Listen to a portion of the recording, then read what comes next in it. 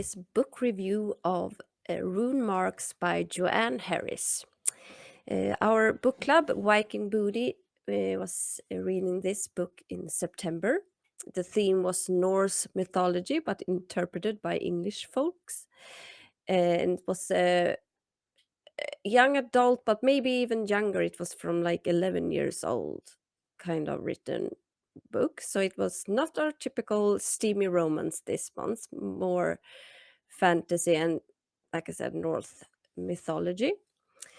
So this uh, month, I guess sometimes we just don't have the time or energy to read the book. So I was the only one who actually read it, and I didn't finish it because this was a really long book. It's over 500 pages and 15 hours long on Audible or other as an audiobook. So it it wasn't.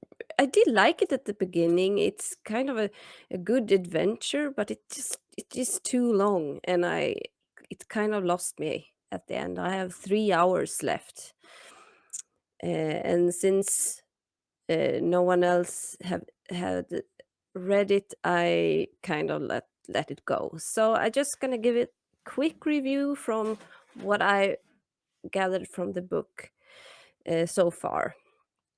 And I did like it. It's a good adventure book. Uh, very okay. I don't even if I am from Sweden and have Scandinavian culture, I don't know everything about the Norse mythology. We read some of it in school, but it's not something that I have dug in that much. So but this feels like it was very interpreted to a completely different story, and I have no problem with that. I mean, it's just fun. You take something and you make it something else, and it was completely fine. But we have the kind of generic characters like Loki and Odin, and also some of the other Aesir gods. But I was a little bit confused, but I guess that's they are talking about another group that they called the Vanir, and Freya is one of those. But to me, I always thought she was an Aesir goddess, so I'm not sure about that how that worked. But it was fine. What I really liked about it was that I learned a lot because I really like the game The Longest Journey, who was made by uh, Ragnar Turnquist, who is a Norwegian.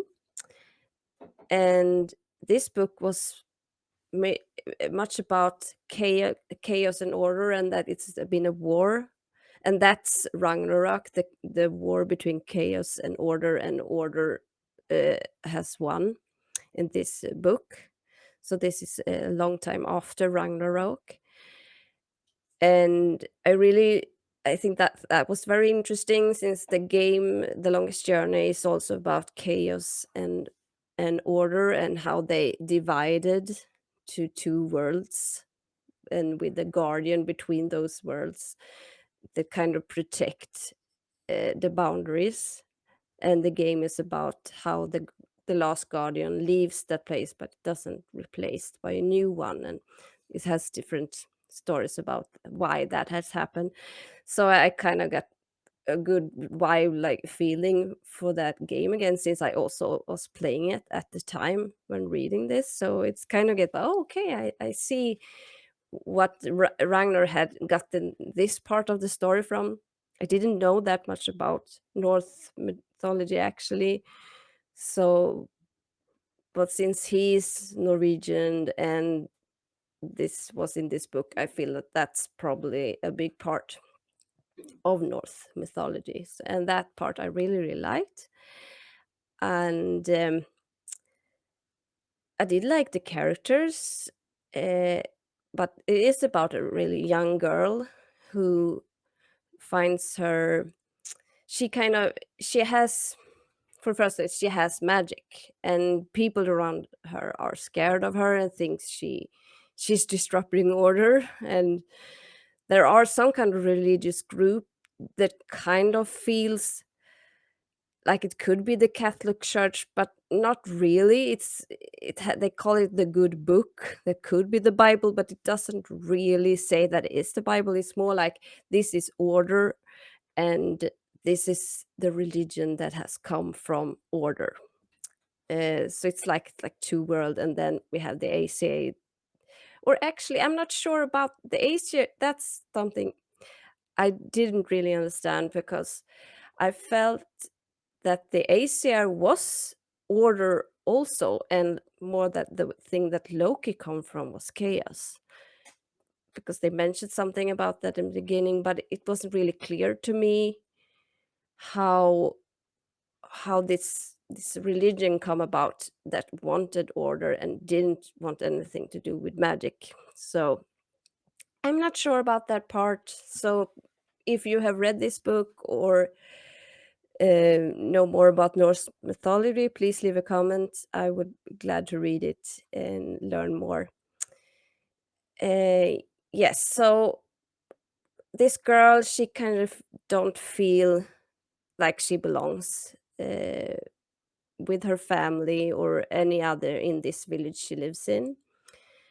And there comes a man there that calls One Eye, and I know I should have like instantly got that that was Odin, but I didn't.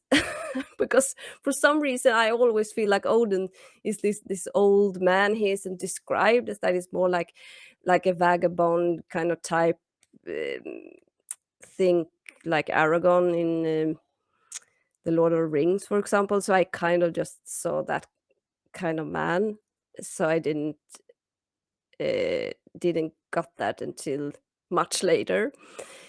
Uh, but she meets him, and I don't know. She's very forward and like asks him a lot of questions because she thinks he's interesting, and he and she shows him that she has a rune mark on her hand, and that kind of like interests him, and they kind of starts. It is very secretive about it, but he do kind of give her the impression that that means something, and he teaches her to use her powers because she has powers, and she has born with these powers, but he kind of teaches her to use them, but he doesn't tell her anything more about it, and that's come up later in the book. And uh, so that's how the adventure starts, and how he kind of guides her towards an agenda that he has,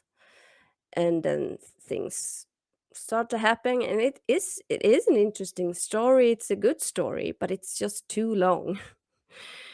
It goes on, and the scenes are quite long as well. They could have shortened it a bit, or if if she really wanted it to be this long, maybe make it two books. I don't know. I just, and especially if you are just 11 years old, to read this kind of long book is really an accomplishment at that time, that age. I think, maybe, I know there are probably kids out there that loves to read, no problem reading this, but I think it was too long. Sorry, I don't know how many times I said that now, but I did enjoy it, but I will probably not actually finish it. I don't think so. I just have so many other books I want to read. But if you like Norse mythology, I do recommend it. It's a good book, and maybe just take more time with it. Feels like you can plan it more. That just read some of it, maybe take a break and read a little bit more. I don't know. That's how it worked for me. But like I said, I'm not sure. I don't think I'm gonna finish it. I liked it, but not that much. It felt like I have got most of my interest with the book from it anyway.